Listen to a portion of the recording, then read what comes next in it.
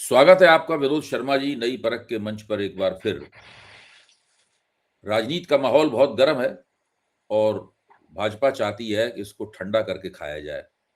ठंडा करने की जितनी कोशिश हो वो किया जाए, लेकिन माहौल ठंडा नहीं हो रहा है। इस ठंडे माहौल में एक चिंगारी सोनिया गांधी ने भी लगाई है। इस गर्म माहौल में एक चिंगारी सोनिया गांधी ने भी लगाई है। सोनिया गांधी ने एक लेख लिखा है इंडियन एक्सप्रेस में, और उस लेख के बारे में मीडिया में, हिंदी की मीडिया में भी चर्चा है। भास्कर में काफी विस्तृत चर्चा है उस लेख के बारे में। उसमें उन्होंने कहा है कि मनमोहन सिंह के खिलाफ एक सुनियोजित प्रचार किया गया। पूर्व प्रधानमंत्री जो दिवंगत हो चुके हैं उनके खिलाफ एक सुनियोजित प्रचार किया गया, जिसमें नौकरशाही के लोग भी शामिल थे और भी राजनीतिक शक्तियां शामिल थी। भाजपा और आरएसएस वाले लोग तो निश्चित रूप से थे, और उनको अक्षम और कमजोर और भ्रष्टाचार तक के प्रधानमंत्री बताया और भ्रष्टाचार तक के आरोप लगाए।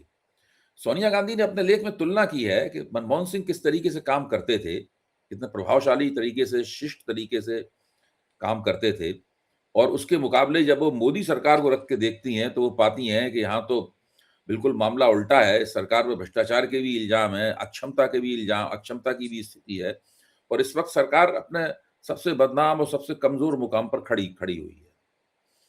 तो मुझे याद पड़ता है विनोद जी कि जब नरेंद्र मोदी प्रधानमंत्री का दावा ठोक रहे थे 2013 में, उस वक्त उनके रणनीतिकार उनको 56 इंच के सीने वाले एक मजबूत प्रधानमंत्री के तौर पर दिखा रहे थे, और उनके मुकाबले मनमोहन सिंह को एक कमजोर और अनिर्णय के शिकार, पॉलिसी पैरालिसिस के शिकार प्रधानमंत्री के तौर पर रखा जा रहा था।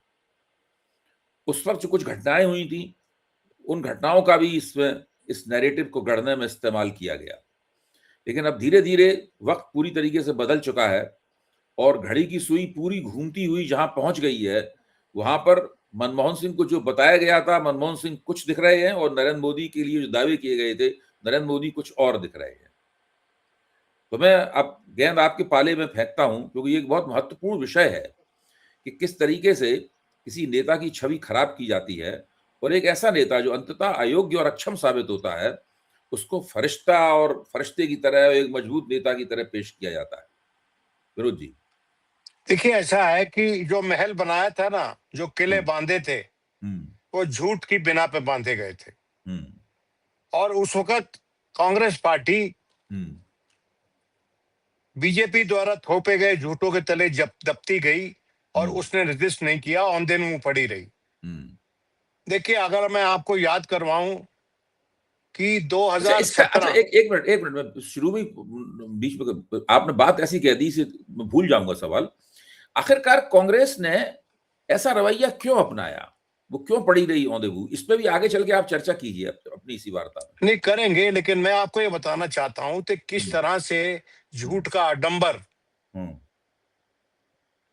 हमने जो देखा फैलता हुआ भारतीय जनता पार्टी की तरफ से, और कांग्रेस पार्टी उसके विरोध में जवाब देने में सक्षम नहीं रही, औंधे मुंह पड़ी रही, जैसे मैं आपको कह रहा था।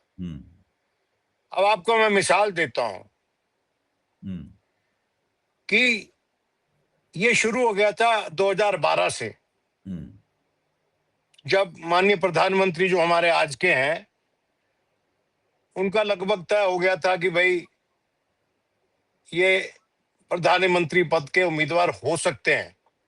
और 2012 का अगर इलेक्शन आपको मैं याद करवाऊं, तो 2012 के इलेक्शन में, पहली फेज के इलेक्शन में, मैं वहां था उस वक्त।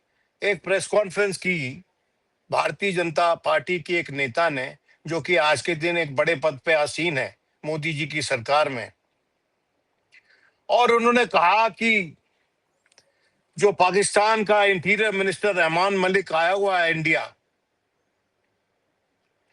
उसके साथ पूरा समझौता तैयार कर लिया है मनमोहन सिंह की सरकार ने कि जो सरक्रीक है वो पाकिस्तान को दे दी जाएगी। उन्होंने कुछ ऐसा प्रस्तुत करके बताया जैसा कोई उसको गिफ्ट रैप करके मेज पे रखा हुआ है सरक्री को, और वो उनका इंटीरियर मिनिस्टर रहमान मलिक आएगा और उसको पकड़ा दिया जाएगा। और ये भी इलेक्शन के दौरान ही हुआ।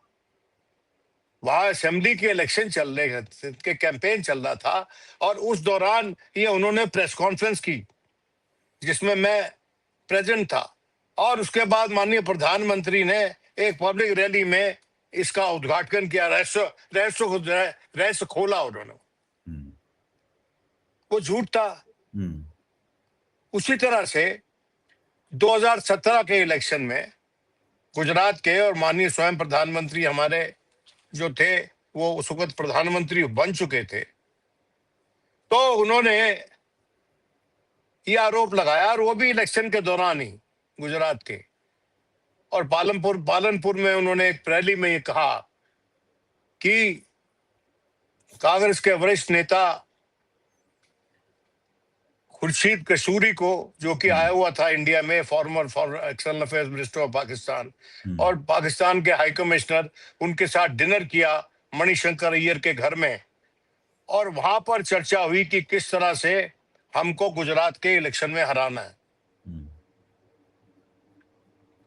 और इसके जवाब में बड़ा स्ट्रांग रिबटल भी दिया गया, दोनों के जवाब में स्ट्रांग रिबटल दिया गया, लेकिन वो रिबटल पहुंचा नहीं, वो अखबारों में वो शाया नहीं हुआ जिस तरह से उसको होना चाहिए था। और ये दोनों जो थे ये फॉल्सहुड थे, प्योर फॉल्सहुड था ये, जो कि फैलाया गया। तो डॉक्टर मनमोहन सिंह की डिकंस्ट्रक्शन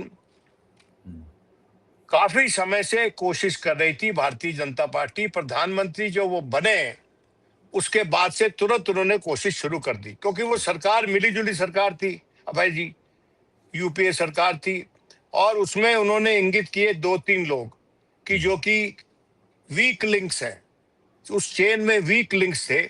उसमें से एक उन्होंने चुना मनमोहन सिंह जी को, और दूसरा चुना उन्होंने सोमनाथ चटर्जी को, जो कि स्पीकर थे लोकसभा के। और मुझे याद है कि जब मनमोहन सिंह जी की सरकार बनी, आज के दिन भी झारखंड चर्चा में है, और उन दिनों भी झारखंड चर्चा में था, और शिबू सोरेन के खिलाफ आरोप एक केस बना हुआ था, उनको कैबिनेट मंत्री बनाया था, लेकिन वो गायब थे। उन पे एक केस था, वो मर्डर कोई केस था उनके खिलाफ, जो कि बाद में वो जचा नहीं, बना नहीं, और उसमें वो बरी हो गए। लेकिन वो सदन में नहीं आ रहे थे, और प्रधानमंत्री को, मनमोहन सिंह जी को, अपनी कैबिनेट की इंट्रोडक्शन भी नहीं करने दी गई पार्लियामेंट में बीजेपी के द्वारा। और उस समय डॉक्टर मुरली मनोहर जोशी, जिनकी बड़ी इज्जत है, मैं व्यक्तिगत रूप से उनका बड़ा सम्मान करता हूं, लेकिन उन्होंने पार्लियामेंट में खड़े होकर एज अ पार्लियामेंटेरियन कुछ ऐसा बोला जो मनमोहन सिंह जी को चुभा। वो क्या था? उन्होंने कहा कि जिस तरह Shibu Soren is a fugitive from the law, in the same manner the prime minister is a fugitive from the house, Rajya Sabha से। तो डॉक्टर मनमोहन सिंह बड़े विचलित हो गए, और मुझे उनके एक सहायक ने, जो कि बाद में उसने बड़ी किताब भी लिखी, उस वक्त कहा कि he wanted to quit at that time, लेकिन बड़ा हमने उनको समझाया, तो उसके बाद वो क्राइसिस टला।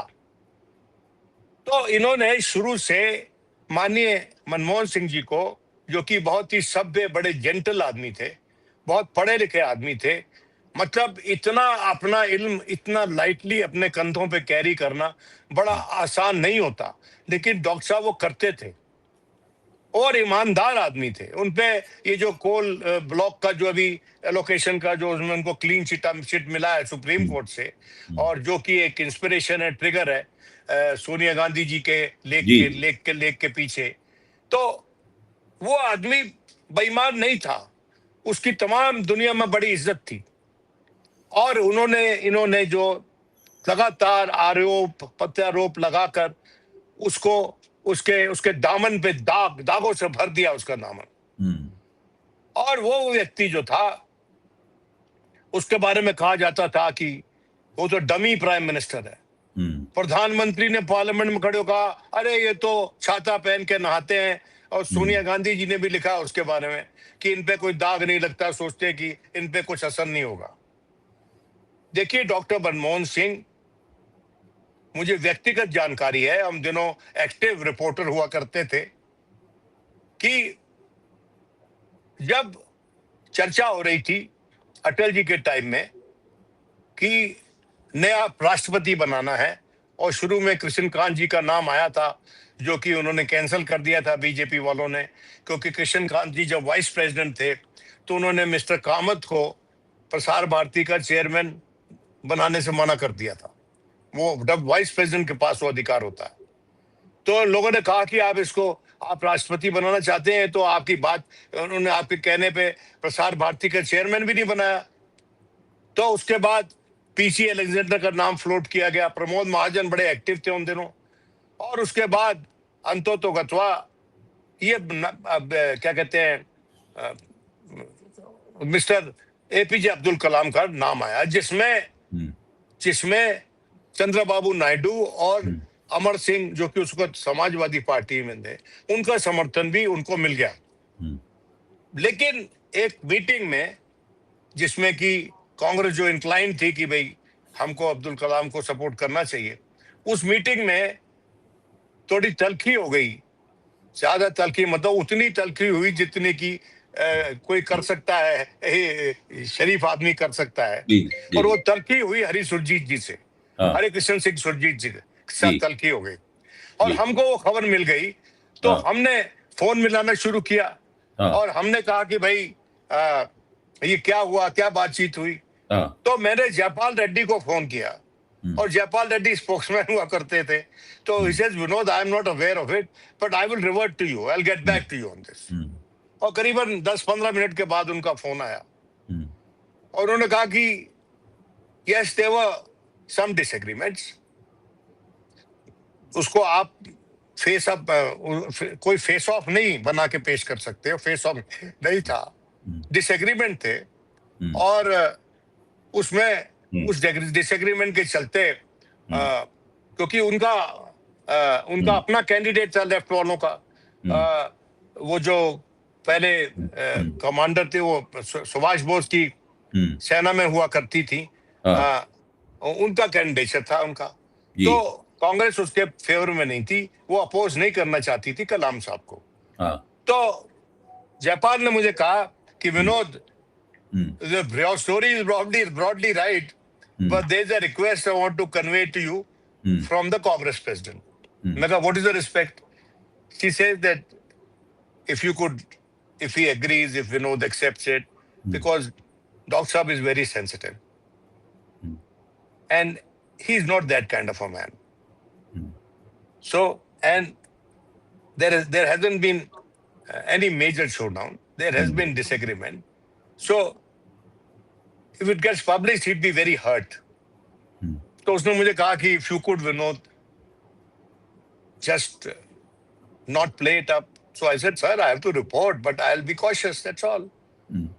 तो मैं ये आपको घटना इसलिए बता रहा हूं कि सोनिया गांधी डॉक्टर मनमोहन सिंह की कितनी इज्जत करती थी और उनकी सेंसिटिविटी के प्रति कितनी सेंसिटिव थी। और डॉक्टर मनमोहन सिंह स्वयं, जब उनके कार्यकाल खत्म होने वाला था लगभग, तो मैं उनको मिला, एक जगह और मिल गए थे। मैंने कहा, आपसे मुलाकात से नहीं होती? मैंने तो उनको 2-3 बार मिला, 1-on-1, when he was prime minister 10 साल में। तो वो हमको मिले और he was very upset about the kind of social media campaign which was being run against the Congress president, which was Mrs. Sonia Gandhi, and himself. And he was very hurt about it. So here I saw a person who was not used to dirty tricks, a person who wanted to play the correct way, the game of politics, almost like a cricketer. उस व्यक्ति को कितना यातना दी गई इस प्रचार के द्वारा, और आप अंदाजा नहीं कर सकते अभय जी कि उस व्यक्ति ने, लोग कहते हैं कि वो डमी था, वो डमी नहीं था। जब वो मन बना लेता था, तो Congress party used to yield to what he said. वो हर दूसरे दिन नहीं करते थे। नो इंडो-यूएस न्यूक्लियर डील 1, 2, 3 वो संभव होती नहीं बिना उनके। अगर वो ये ना कहते कि ये बहुत जरूरी है, अगर आप इसको नहीं करेंगे तो फिर मैं प्रधानमंत्री नहीं रहूंगा। और हुई, और क्या याद नहीं है हम लोगों को कि कांग्रेस ने अपनी सरकार सेक्रीफाइस कर दी ऑलमोस्ट, क्योंकि जी। लेफ्ट ने सपोर्ट विड्रॉ कर ली। और फिर अमर सिंह एंड समाजवादी पार्टी आए, क्योंकि उनके जो अमेरिका पे कांटेक्ट थे, कुछ उनका मैसेज आया होगा उस तरफ से, और वो डील अच्छी डील थी। और उस डील के चलते, ये डील जब हुई अभय जी, 2008 का जो 8-9 का जो इलेक्शन था, उस टाइम बड़ा सीरियस इकोनॉमिक डाउनटर्न था इंडिया में, ग्लोबल इकोनॉमी के चलते। और हम इसलिए बच गए कि हमारे इंस्टीट्यूशंस का ज्यादा एक्सपोजर नहीं था विजावी इंटरनेशनल इंस्टीट्यूशंस, जो कि सख्ते में थे उस वक्त, वो जो कि ढलान के रास्ते पे थे उस वक्त, जो कि बर्बाद हो रहे थे। और उसके चलते जो यूथ था, उसमें ये वो कन्विंस हो गया कि हमारी इकोनॉमी के लिए सेफ हैंड्स डॉक्टर साहब के हैं। And the 2009 election, Abhay ji, was an election जिसमें कि डॉक्टर साहब को उतना ही क्रेडिट जाता है जितना कि कांग्रेस पार्टी को जाता है। बिल्कुल बिल्कुल, मैं सहमत हूं आपसे। लेकिन वो शेख ही नहीं बधाते थे इस बात की। नहीं नहीं। और उनको ये भी पता था कि सोनिया गांधी ने, जो कांग्रेस पार्टी ने कभी नहीं किया, कि उससे पूछा गया 2009 के इलेक्शन से पहले कि आपकी पार्टी का प्राइम मिनिस्टर कैंडिडेट कौन है, और मैनिफेस्टो रिलीज पे पार्टी के ये पूछा गया। और तो उन्होंने मैनिफेस्टो उठाया, उसमें उनका फोटो था और मनमोहन सिंह का था, अपना छुपा दिया और ये करके कहा कि ये हमारे प्राइम मिनिस्टर कैंडिडेट है। हम उस सबके आई विटनेस हैं। एंड मैं ये समझता हूं कि ये चिंगारी नहीं लगाई है सोनिया गांधी ने, उनकी याद में एक ज्योत जलाई गई, जो आज पीस लिखा है। बिल्कुल। वो आदमी was quite worth a worship once in a while. वो साधु आदमी था, बहुत फ्रूगल खाते थे। मैं उनसे मिलता रहता था जब वो प्रधानमंत्री नहीं रहे, उसके बाद ज्यादा मिला मैं। और जब वो प्रधानमंत्री थे तो 1-2 बार ही मिला मैं। एक बार उनके दफ्तर में, घर पे, पार्लियामेंट में, और एक बार वो पुलिस के फाउंडेशन डे के फंक्शन पे, जहां पर अमूमन प्रधानमंत्री आते हैं या एलजी आते हैं या प्रेसिडेंट आते हैं। और मैं ये आपको बताना चाहता हूं कि वो आदमी, जब उसकी पहली मीटिंग हुई, अटल जी, मोदी जी ने जब मीटिंग सीखी प्रधानमंत्री बनने के बाद, याद है एक मीटिंग हुई थी जी जी। तो मैंने उनसे पूछा ये ब्यौरा। तो एक दिन मैं उनके घर चला गया, वैसे ही जाता रहता, तो एक्सप्रेसिव मूड में बैठे हुए थे। तो मैंने पूछा कि क्या हुआ, चर्चा क्या हुई। तो उन्होंने कहा कि इकोनॉमी पे बात हुई, और कहते हैं, मैंने कहा ये कह रहे हैं कि इकोनॉमी की ग्रीन शूट्स आ गई हैं एंड ऑल दैट। तो मैंने उनको कहा कि ये अर्ली आपका प्रोग्नोसिस होगा, क्योंकि जो कंट्री साइड में कंजम्पशन अभी बढ़ी नहीं है, 2 व्हीलर हमारे बिक नहीं रहे हैं। मतलब इंडिकेशन होती है कि sign of whether the economy is buoyant और नॉट। और मैंने कहा और कहता है इंडिया पाकिस्तान पे भी चर्चा हुई, तो मैंने उनको बता दिया। और उन्होंने ये भी कहा कि जब हम प्रधानमंत्री बने थे तो कुछ बातों में हम बीजेपी से सलाह लेते थे, और यशवंत सिन्हा से भी हमने सलाह ली, जो कि एक्सटर्नल अफेयर्स मिनिस्टर थे। ये एग्जाम्पल था that a government is a continuum, कि आप बातचीत करते रहो। जो आपके राजनीतिक विरोधी है, राष्ट्र ने आपको उनसे बात करनी है। तो डॉक्टर साहब ने उनको कहा कि आपको ये लगता है कि अमेरिका आपके साथ है, लेकिन सच्चाई है कि पेंटागन जो है, when the push comes to shove, will side with Pakistanis. तो मैंने कहा वो क्या, उन्होंने क्या कहा। तो इकोनॉमिक इश्यूज में तो ज्यादा बोले नहीं थे, मतलब बकौल मनमोहन सिंह जी, इकोनॉमिक इश्यूज पे तो ज्यादा हमारे तत्कालीन प्रधानमंत्री नहीं बोले थे, उनकी सुनते रहे। लेकिन जब पाकिस्तान ये इशू आया अमेरिका के बारे में, तो मैंने कहा वो एग्री करते थे, कहते यस ही एग्रीड। तो देखिए, मेरी बात सुनिए, आपने उस आदमी पे आरोप लगाया कि वो सियाचिन गिफ्ट रैप करके पाकिस्तान को दे रहा था, Sir Creek, sorry, sir gift wrap करके दे रहा था। आपने उस पे आरोप लगाया कि वो पाकिस्तान को आप से मदद मांग रहा था कि आप गुजरात का इलेक्शन आपको हराने के लिए। आपने उसको फ्यूजिटिव फ्रॉम द हाउस बोला, पार्लियामेंट बोला। आपने कहा ये छाता लगा के नहाता है। इससे ज्यादा तिरस्कार कोई की अभिव्यक्ति हो सकती है किसी व्यक्ति के प्रति क्या? और आज के दिन लोग क्यों उनको याद कर रहे हैं? क्योंकि वो बड़बोला नहीं था, लेकिन उसका काम बोल रहा है। बिल्कुल, आज के दिन उसका काम बोल रहा है, उसकी विनोद जी, प्रसिद्धि बोल रही है। हाँ जी, ठीक कह रहे हैं आप विनोद जी। अब मनमोहन सिंह के कामकाज के ऊपर आपने जो प्रकाश डाला वो तो बहुत जरूरी था, इस इतिहास में जाना बहुत जरूरी था, और वो आप ही उस इतिहास में जा सकते थे क्योंकि आप बहुत सी बातों के चश्मदीद गवाह हैं। अब मैं आता हूं, जो भारतीय जनता पार्टी का एक ट्रेट है, भारतीय जनता पार्टी का एक निश्चित दुर्गुण है, या आप कहिए वो उनके लिहाज से गुण होगा, वो है चरित्र हनन की राजनीति। वो है चरित्र हनन, कैरेक्टर एसेसिनेशन की पॉलिटिक्स। ये लोग सबके साथ चरित्र हनन की राजनीति करते हैं। इन लोगों ने सोनिया गांधी के साथ भी चरित्र हनन की राजनीति की है, इन्होंने जवाहरलाल नेहरू के साथ भी की है, और 1974 से पहले ये महात्मा गांधी के साथ भी चरित्र हनन की राजनीति करते थे। 1974 में जब एक बार बाला साहब देवरस ने अपने वसंत व्याख्यान माला में पूना के कह दिया कि ये हमारे महापुरुष हैं, प्रातः स्मरणीय हैं, उसके बाद इन्होंने निजी तौर पर करते रहे, लेकिन आधिकारिक तौर पर गांधी और अंबेडकर के खिलाफ बोलना बंद कर दिया।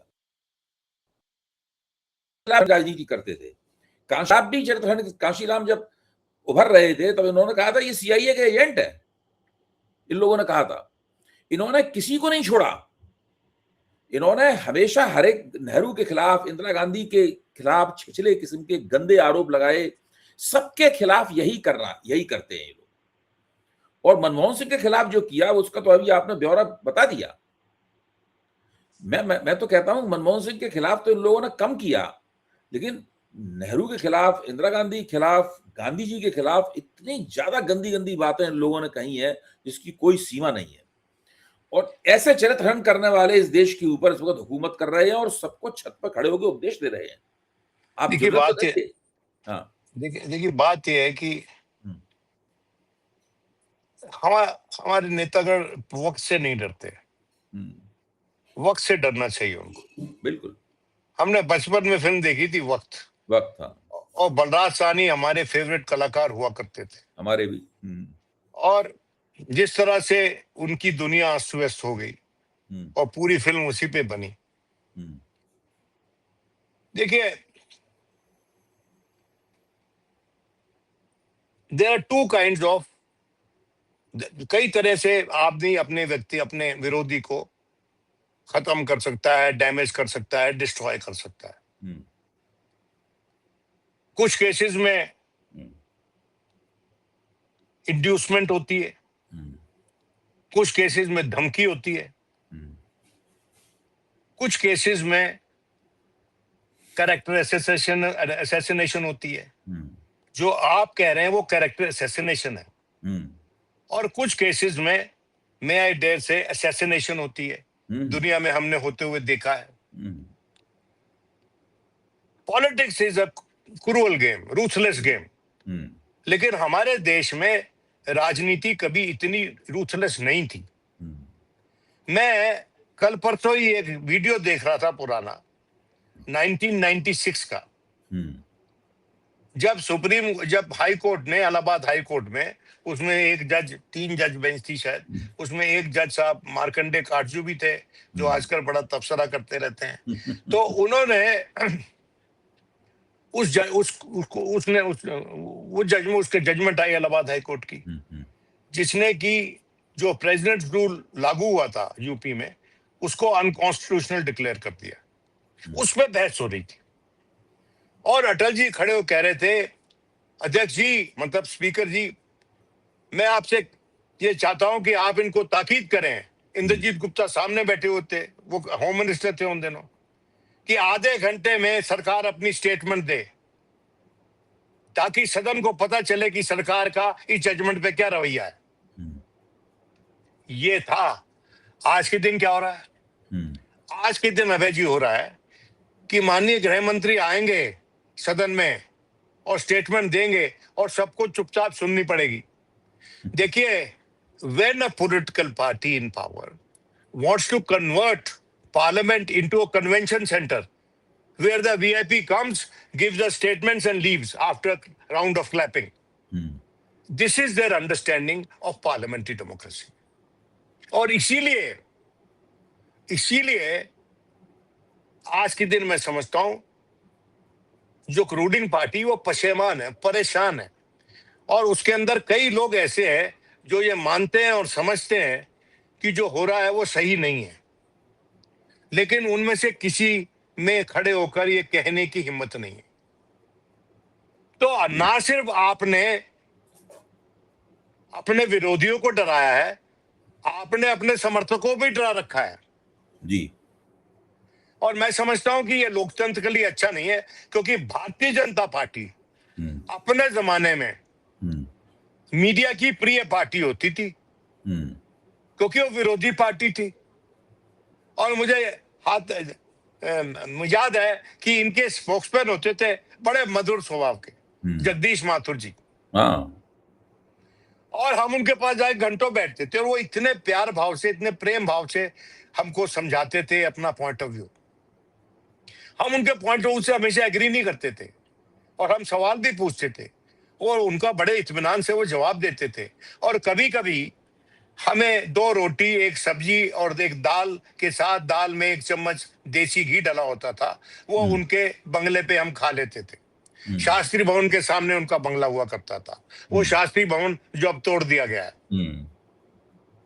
तो मैं ये कहना चाहता हूं कि पुरानी इमारतें, पुरानी बातें, पुरानी कहानियां, पुरानी बहसें पार्लियामेंट में, ये सब साफ कर दी गई हैं। भारत के मानस के पटल से ये सब चीजें साफ करने की चेष्टा हो रही है और इनका रेस्टोरेशन बहुत जरूरी है। और इस संदर्भ में जो सीजेपी का के जो स्पोक्समैन है वो अब नेहरू का नाम ले रहे हैं। बिल्कुल, गांधी, अंबेडकर और नेहरू, और वो कह रहे हैं कि जिन इंस्टीट्यूशन में हम पढ़े हैं वो तो उसने बनवाए हैं, how can we not give him credit. और इस पे एक चर्चा हो रही थी एक चैनल पे, इतना वो अनपढ़ जैसा चैनल लगता है लेकिन उसमें चर्चा हो रही थी। तो उसमें हमारे एक मित्र पत्रकार है, वो भी कह रहे थे ये तो सुना था अंबेडकर और गांधी, ये गांधी नेहरू कैसे जुड़ गया? नेहरू कैसे जुड़ गया? I beg your pardon, Nehru कैसे जुड़ गया? ये सवाल उतना ही अनर्गल है, आउटलैंडिश है, जितना कि मैं आपसे पूछूं कि आप कैसे पत्रकार बन गए। आप मुझे बताइए। तो हर कोई जो है for a few moments of stardom, for a few moments of importance, जिन लोगों को, हम लोगों को जयपाल रेड्डी बोलता था बेयरफुट एजुकेशन वर्कर्स, कि भाई आप बेयरफुट एजुकेशन वर्कर हो, आप जो वर्किंग जर्नलिस्ट है, वो इतिहास जल्दी में लिखता है लेकिन इतिहास का कुछ अंश वो लिख रहा है और उसके चलते जनता के पॉइंट ऑफ व्यू को एम्पावर कर रहा है। और ये आपकी अहमियत है। और आज का मीडिया, आपने कहा कि देखिए mister Manmohan Singh could be deconstructed, क्योंकि जब opening up of the media हुआ, टेलीविजन मीडिया हुआ, तो उस वक्त शुरू में जनता पार्टी की सरकार के दौरान जो पौधे लगने शुरू हुए थे, उसके बाद जो दूसरी अटल जी की सरकार आई उसमें इन्होंने भर दिए अपने लोग। और वो सारी कहानी भी मुझे पता है। हाँ, उनको ना सिर्फ नौकरियां दिलवाई, उसके बाद टाइम बाउंड प्रमोशन भी दिलवाई। बिल्कुल। और ऐसा कोई भी, इसका कोई भी काउंटर या इसका कोई भी, उसके खिलाफ कोई भी बांध कांग्रेस पार्टी ने नहीं बनाया। Congress party as an organisation failed to protect the prestige of the prime minister at that time. It often also fails to protect the prestige of its current leadership at times. ये इनके जो लोग हैं वो किस काम के हैं, मैं पूछना चाहता हूं. मैं कोई मनभेद से नहीं पूछ रहा हूं, मैं मतभेद से पूछ रहा हूं कि आपने क्या किया अपनी विरासत को बचाने के लिए. अब हौसले कुछ इनके बुलंद होते हुए नजर आ रहे हैं, क्योंकि ऐसा लग रहा है कि जो दूसरा पक्ष है वो सत्ते में है. लेकिन ऐसा है कि इसमें आपको बिना झूठ का सहारा लिए अपने विरोधी से सीखना चाहिए, जिसका नाम बीजेपी है. वो हर तरह से कभी भी नहीं छोड़ते, मतलब लगे रहते हैं, किसी भी तरह से आपको काउंटर करेंगे. आप जो हैं उनके मुकाबले उतने मजबूत नहीं नजर आते. जहां तक प्रचार की बात है, प्रचार में आप बहुत नहीं कमजोर इसमें हैं. कोई शक नहीं, आप जो कह रहे हैं शक नहीं, लेकिन आप ज्यादा जानते हैं इन बातों के बारे में. एक बात जरूर मैं कहूंगा आखिर में, हम लोग अपनी चर्चा के आखिरी दौर में हैं, कि हम जो बार बार कहते हैं कि कांग्रेस भाजपा से ये सीखे वो सीखे, मैं तो चाहता हूं कि ये बातें कांग्रेस भाजपा से न सीखे और बिना सीखे हुए ही भाजपा को पराजित करे. क्यों कांग्रेस अगर भाजपा जैसी बनने लगी तब फिर क्या फायदा होगा? फिर मतलब नरेंद्र मोदी के हटने पे कोई कांग्रेस का प्रधानमंत्री आ जाएगा, वो यही सब करेगा और नरेंद्र मोदी द्वारा चलाई गई प्रथाओं को चालू रख. बात सही है. आपने नाम लिया सिर्फ किस तरह से उन्होंने उनकी इमेजेस डिस्ट्रॉय की, पंडित नेहरू की, इंदिरा जी की, मनमोहन सिंह जी की. आपने राजीव गांधी का नाम नहीं लिया. हाँ वो भी है. जब राजीव गांधी प्रधानमंत्री थे तो एक बार सोनिया गांधी जी का जन्मदिन सेलिब्रेट हो गया लखनऊ में, जिसके बारे में उनको खुद इत्तला नहीं थी, ना कांग्रेस पार्टी को इत्तला थी. और उस वक्त जो बढ़ती हुई फोर्सेस थे उसमें वीपी सिंह थे और उनके साथ कुछ नेतागण लगे हुए थे जिनको कांग्रेस में काम करने का एक्सपीरियंस था. तो उस संदर्भ में हम मिले एक सीनियर नेता से, उसका नाम लेना उचित नहीं होगा, ऑफलाइन मैं आपको बता दूंगा. तो मैंने कहा कि भाई देखिए ऐसा है कि राजनीति में मेरी सलाह बनती तो नहीं है आपको, लेकिन अगर आप ये कह रहे हैं कि ये तो बिल्कुल सरासर गलत है और आपको कुछ पता नहीं था, तो obviously the BJP's, your rivals, why to take the name, your rivals dirty tricks department is active against you. तो you should have also a dirty tricks department. जिसके जवाब में उन्होंने कहा कि how can you expect us to have that? Congress party ये नहीं कर सकती. मैं नाम बता दूंगा और आप मानेंगे कि उसने जरूर कहा होगा ये. देखिए मेरी बात समझने की कोशिश कीजिए कि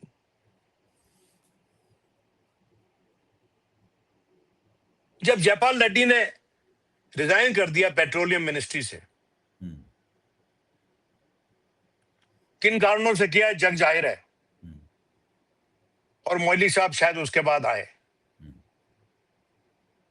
तो जयपाल रेड्डी जब रिजाइन कर दिया इस कारण से, तो हमने किसी को बोला भाई जयपाल रेड्डी का जो बड़ा कद है उसका कद तो बहुत बड़ा हो गया इसके बाद, तो आपके नेता को मिलना चाहिए जाके उससे. राहुल गांधी को. और जहां तक मेरी इत्तला है राहुल गांधी जी गए और मिले उनसे. राजीव गांधी, लेकिन नो राहुल गांधी, हाँ, जयपाल उनसे मिले, लेकिन उसका प्रचार नहीं किया उस मीटिंग का. नाउ हम इसको दो तरह से इंटरप्रेट कर सकते हैं. एक, ये उनकी नाकामी है, और दूसरा कि ये उनका सोशल एटिकेट है. बिल्कुल बिल्कुल ठीक कह रहे हैं आप. तो मैं देखिए, I don't want to come across as someone gushing over. बहुत कांग्रेस पार्टी ने गलतियां की हैं, उनके नेताओं ने भी अपार गलतियां की हैं, लेकिन एक बात है कि एक लाइन के आगे वो लोग नहीं जाते. और अगर आपसे नाराज हैं तो आपसे मिलना बंद कर देंगे, लेकिन औरों को नहीं जाके कहते कि इनसे मत मिलो. जो कि आजकल हो रहा है, जो कि आजकल होता है, टू आइसोलेट पीपल। हमने अपनी आंखों से देखा है, इसलिए आपसे ईमानदारी से बात कर रहे हैं। और वैसे किसी को क्या जाता है, कोई मिले या ना मिले, लेकिन सच्चाई है कि डॉक्टर साहब deserve the tribute which has been paid to him by the Congress by Mrs. Gandhi, और ये उनकी याद में उन्होंने दिया जलाया है। It's not a spark. बहुत बहुत धन्यवाद, बहुत बहुत धन्यवाद Vinod ji. He has lit a candle in his memory. बिल्कुल बिल्कुल, हम सब लोग मनमोहन सिंह को बहुत ही इज्जत के साथ याद करते हैं। भारतीय जनता पार्टी की तमाम साजिशों, तमाम कुप्रचारों, तमाम तरह के हथकंडों और लफाजियों के बावजूद मनमोहन सिंह का नाम भारतीय लोकतंत्र के इतिहास में कुछ ऐसे अक्षरों में लिखा जाएगा जिसके बारे में उन्होंने खुद भी कहा था कि हिस्ट्री जो है, इतिहास मुझे जो है ना वो It will judge him better. हाँ, बेहतर तरीके से याद करेगा। बहुत बहुत शुक्रिया। और ये इनकी चरित्र हनन की राजनीति है, धीरे धीरे सब इसकी पोल खुल रही है। अब लोग इनकी किसी बात पे यकीन नहीं करते, तो इनके इस कुप्रचार के ऊपर भी अब आगे से कोई यकीन नहीं करेगा। धन्यवाद विनोद जी, फिर मिलते हैं जल्दी। Bye bye.